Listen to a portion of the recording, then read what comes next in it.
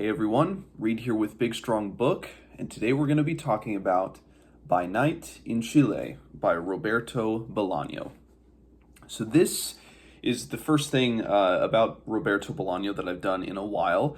I felt it was only right to return to the master for, kind of our post 100 subscribers dive in. I started this channel doing some short story reviews from his collection, Last Evenings on Earth. And Bolaño, of course, is one that I've been meaning to go back to for quite some time now. Obviously, I still have yet to fully dive into his two main works, The Savage Detectives and 2666 or 2666 or 2666, however you're supposed to pronounce the title of that book. But I will admit I've read the first part of The Savage Detectives, and kind of the whiplash going into part two kind of stumped me a little bit, but probably sometime later this year, certainly before too long, I will try to get to The Savage Detectives, if not also 2666. But I figured to reapproach or to come back to Bolaño, one of his shorter novels. I mean, this could also be, I think, classified as a novella as well. It's a very, as you can see here, very slim, 118 pages, I think, so very, very short. And this novel, I'll refer to it as a novel since the kind of synopsis on the back calls it a novel. So this, it says here on the back of the book, it was his first novel to be translated into English. And similar to certainly the vibes that I remember at the beginning of The Savage Detectives, as well as in his short stories in Last Evenings on Earth, there is a heightened preoccupation with just the general state of literature. Many of Bolaño's protagonists, if not all of them, as far as I know, are very concerned with literature. They are poets in their own right, writers, critics, constantly, and they are obsessed, is the best word in my mind to describe it. They are obsessed with literature about the affairs of things in the world, almost at a hindrance to their interest or occupation with real-world political affairs, as directly comes into play in By Night in Chile. But what I find most fascinating just in diving into this novel is that the protagonist, while a poet, while a literary critic, is also a priest, and given his membership in Opus Dei, kind of a conservative Catholic, I don't want to call it a secret society. My first knowledge of Opus Dei ties back to Dan Brown's The Da Vinci Code, and of course, Dan Brown, might take inspiration from real world societies and groups, but obviously kind of conflates them for the purposes of kind of an airport thriller. Not that that's a knock on Dan Brown books. I still find them highly entertaining for what they are. But the protagonist of this book, Father Urrutia, I'll just call him. I'll refer to him as the priest. Because he also goes by various aliases too. He's known as a variety, as various names, kind of also speaking to the narrator's preoccupation. This whole novel is styled in the form of pretty much one continuous paragraph, not one continuous sentence, thank God, but one continuous paragraph over the course of about 115 pages, almost styled it's styled in the form of a confession, fitting given that he's a priest, but also styled as almost like a deathbed confession, a remembrance on his life.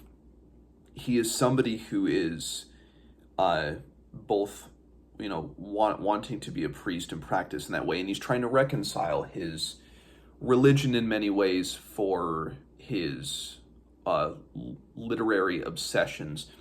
And even though, the back of the book says that as though a crack in the wall, Urrutia's night-long rant provides a terrifying, clandestine view of those strange Chilean bedfellows, church and state.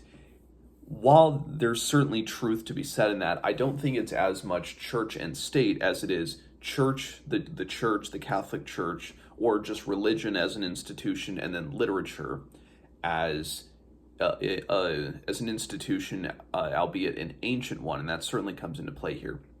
So the narrator is a priest who is also an aspiring poet and literary critic. And one of his biggest literary heroes, who is obviously one of Bolaño's literary heroes, is Neruda, the great Chilean poet. Neruda is somebody who I have been meaning to read his poems for quite some time, and I haven't gotten around to it. But the narrator is kind of drawn into the circle of this literary critic who's known under the alias of Farewell. And the narrator goes, a lot of this book concerns a lot of stories that the literary critic Farewell relates to the narrator. And a lot of it is a lot of this novel is coming to terms with your idols, your heroes, and with great figures. And it reads, and it's styled in such a way that it feels like you're kind of walking through you're in the middle of a trance. You're in the middle of kind of a dream or even a waking nightmare. He's intoxicated by Neruda. He feels validated just by being in the same presence as him. But then there's also just this strange imagery. I'll see if I can find it here. Just as I'll just kind of read it here. This is from page 20, just as he's kind of wandering. And he says, their words referring to these women and their murmuring spread out throughout the surrounding countryside, among the trees swaying in the wind, among the weeds swaying in the wind, among the fruits of the earth swaying in the wind. And with each passing moment I felt more impatient, since I expected back at the lodge, and perhaps someone, Farewell or someone else, was wondering why I had been away so long. And the women just smiled, looked severe or feigned surprise, mystery giving way to illumination on their initially blank faces, their expressions tense with mute questions or opening in wordless exclamations, while the two men who had remained behind started to move away, not walking in a straight line, not setting off towards the mountains, but zigzagging, talking to one another, now and then pointing out imperceptible features of the landscape, as if they too were prompted by nature to observe particularities worthy of commentary. And a lot of the people that the narrator interacts with too seem to be locked in this kind of not like sleepwalking state, but it certainly feels that way. And a lot of this book is the narrator trying to reconcile who he has been with what he calls the wizened youth, particularly the wizened youth of his past.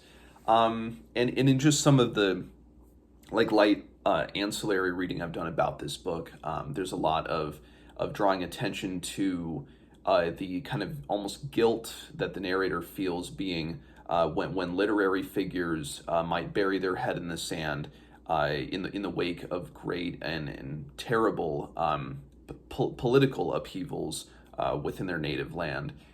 And there is something to be said about that, but I think too, the narrator is also obsessed with trying to find a peaceable solution, a way for people to move forward, kind of beyond these cycles of great upheaval, of terrible political machinations, of you get these these political figures that are wanting to exact some positive change, and some that try to exact positive change through terrible, inhumane measures, or that at least their guise is wanting to enact great change. And the narrator, there's a section where, and as with many other of Bolaño's works, it ties back to the presidency of Allende, who of course was overthrown in a coup d'état, but before the coup d'état was complete, Allende committed suicide, and Pinochet took over as kind of the leader of this military junta in Chile, and he ruled for quite a while. And there's a section within this novel where the narrator has to teach leaders of the junta about Marxism, and it's just a very bizarre sequence of, him almost being a teacher in a classroom, and it almost goes to show kind of the kind of keepers of knowledge, the readers and the thinkers of the world, not necessarily being the gatekeepers of knowledge, or maybe it's a commentary that kind of the leaders of these movements don't even know the type of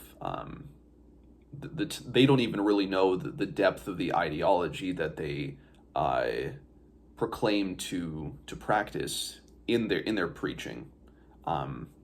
Whereas you have the priest preaching to the leaders of the junta about things like Marxism. And there's a section too where the protagonist, as the movement to overthrow Allende is going on, and the protagonist is reading a lot of the Greek ancients. It's like he's trying to go back through history to try to explain to himself why these things are going on. And the protagonist is obsessed with solutions. And there's kind of a darkly humorous, another big section of this, where the protagonist is approached by two men. Their names are Mr. Ita and Mr. Rafe. And of course, backwards, their names are Mr. Fear and Mr. Hate. And I'm curious to see what that looks like in the original Spanish, if it is the Spanish words for fear and hate, but spelled backwards. But anyway, that's how it's communicated in this. Mr. Fear and Mr. Hate wanting him to go to Europe. And that's another big preoccupation that he has, which is the legacy of literary institutions within Europe, as they've been solidified for years. And so he goes off to Europe in order to kind of give reports on the state of cathedral and church preservation.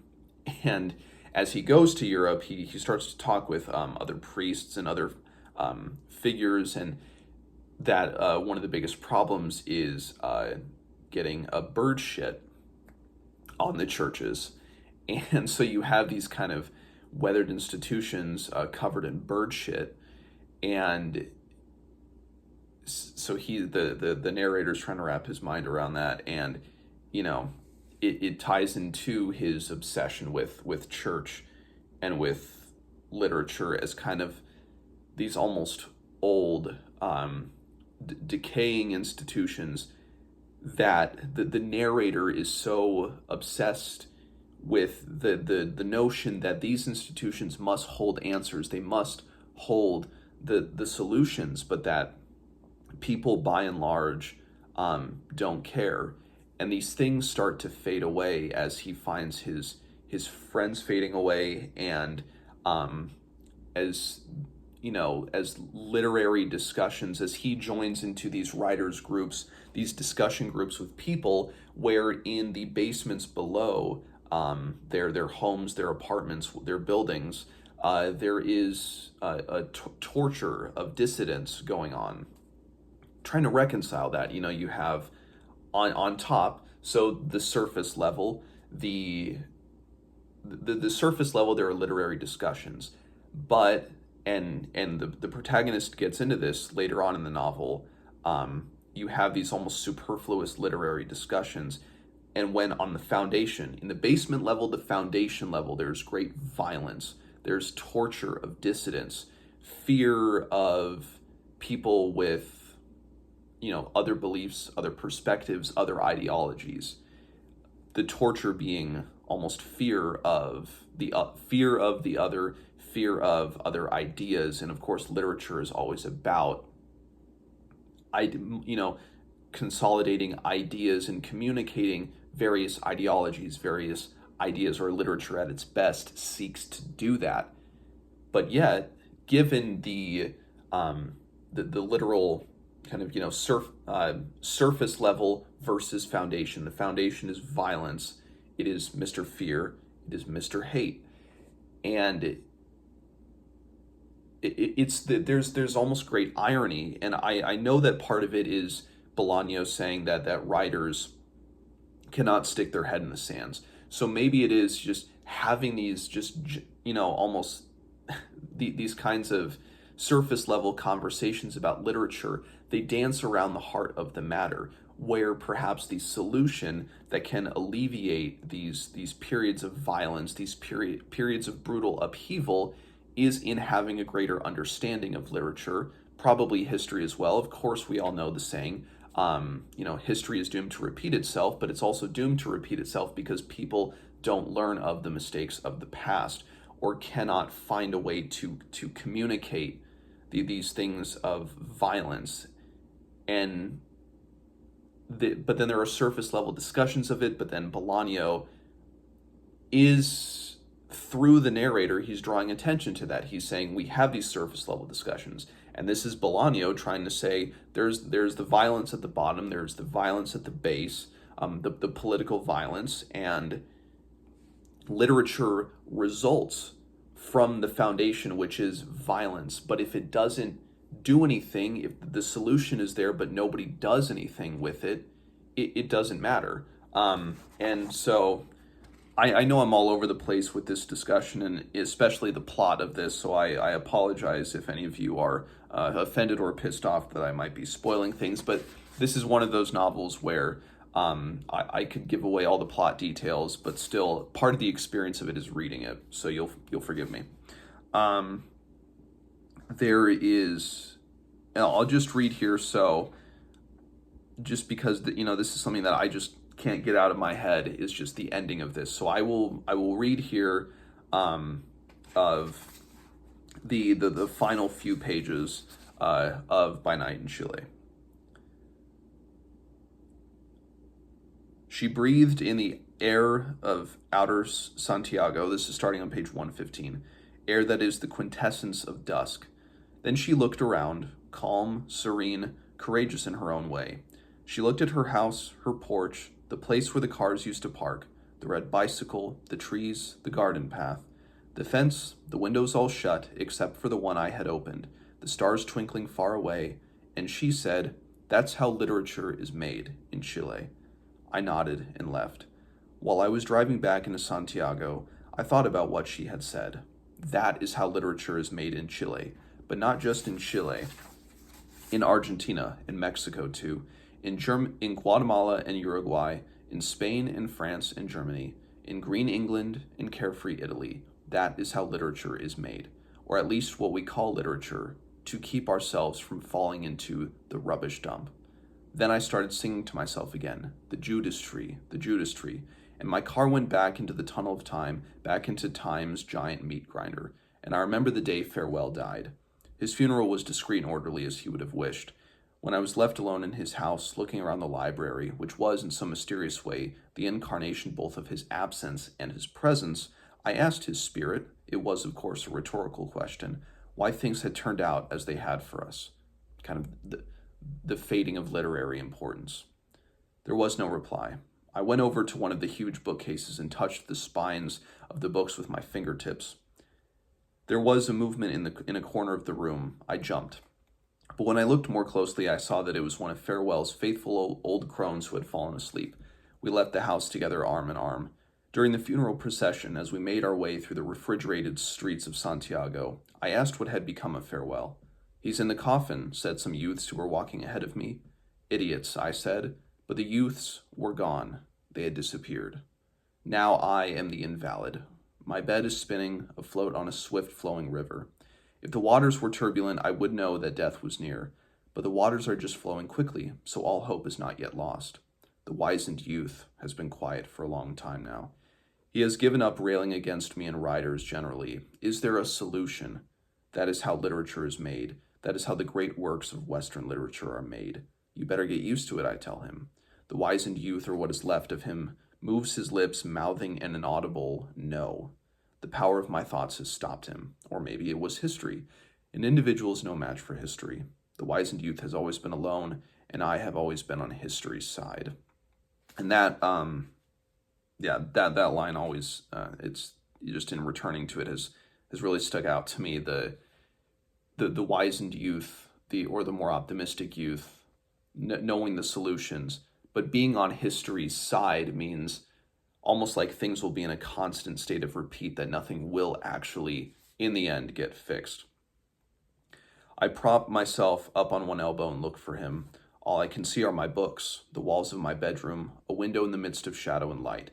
I could rise from this bed now and start living again, giving classes, writing reviews. I would like to review a book by one of the new French writers, but I haven't the strength. Is there a solution? One day, after Farewell's death, I went to his old estate, Labas, with a few friends, on a sort of sentimental journey, which I realized was a bad idea almost as soon as we got there. I went off for a walk through the fields where I had wandered as a young man. I looked for the farmers, but the sheds where they used to live were empty. An old woman was waiting to meet the friends who had come with me. I observed her from a distance, and when she headed for the kitchen, I followed and said hello to her from outside through the window. She didn't even look at me. Later, I found out she was half deaf, but the fact is she didn't even look at me. Is there a solution?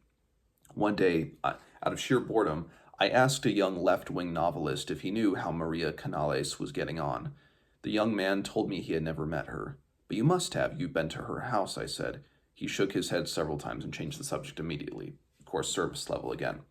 Is there a solution? Sometimes I come across farmers speaking another language. I stop them. I ask how things are on the land. But they tell me that they don't work on the land. They tell me they work in the factories or building sites in the city. They have never worked on the land. Is there a solution? Sometimes the earth shakes. The epicenter of the quake is somewhere in the north or the south, but I can hear the earth shaking. Sometimes I feel dizzy. Sometimes the quake goes on for longer than usual, and people take shelter in doorways or under stairs, or they rush out into the street. Is there a solution? I see people running in the streets. I see people going into the metro or into the movie theaters. I see people buying newspapers. Sometimes it all shakes and everything stops for a moment. It's almost like it's people trying to understand why things are happening, why things are going on, why Allende was killed, or why Allende was overthrown, I should say, why Pinochet was there. People go into the movie theaters trying to figure it out sometimes. They go to the newspapers trying to suss it out. There is the solution there, but it's almost like it's there and it's not there. Literature, or perhaps it is the institution of the church, or perhaps that the church, with its bird shit everywhere in Europe, as Bolaño, or as the narrator states in the kind of that darkly humorous section, that the church is almost a precursor of sorts to modern literature, that it is, in Bolaño's eyes at least, we all may have our own personal opinions, but it's Bolaño's belief that the church, perhaps the Catholic Church, or perhaps just Christianity, or maybe this could be for religion in general, that it is a site now. It is a site covered in bird shit, decaying, and that literature is the same, as he kind of concludes this section with. I ask myself, where is the wizened youth? Why has he gone? And little by little, the truth begins to rise like a dead body rising from the bottom of the sea or from the bottom of a gully. I can see its shadow rising, its flickering shadow, its shadow rising as if it were climbing on a hill on a fossil planet. And then in the half-light of my sickness, I see his fierce, his gentle face, and I ask myself, am I that wizened youth? Is that the true, the supreme terror? To discover that I am the wizened youth whose cries no one can hear, and that the poor wizened youth is me. And then faces flash before my eyes at a vertiginous speed, the faces I admired, those I loved, hated, envied, and despised, the faces I protected, those I attacked, the faces I hardened myself against, and those I saw in vain. And then the storm of shit begins. So it is perhaps just as pessimistic as I thought it would be, or maybe not nearly enough pessimistic. I think Bolaño say the solution is there. There is the solution. The solution is there, but the masses perhaps can't see it. But it's him almost in retrospect. It is his admiration, and it is Bolaño's admiration for the state of literature, or it is admiration for literature in general as being kind of that great institution, that institution where both beauty can come from, where the answers to the socio-political things that we see around us, the answers to why we have gotten in certain places, the answers are there. The solution is there, but it's been dying. People are turning away from it. Kind of like that the farmers don't till the land. They don't feel the land. They work in the factories in the cities now. It's almost like we are growing more out of touch. The land is there. The land to be tilled is there, but we cannot find it again. We know it's there, but we almost turn a blind eye to it. The wizened youth has gone away, and we are all the wizened youth in a certain respect as well. And kind of as Farewell dies at the end of this and leaves behind this, this stalwart library, it's kind of the same thing again. We have to open the tomes. We have to go through the motions and really dig into the heart of the matter, but we can't.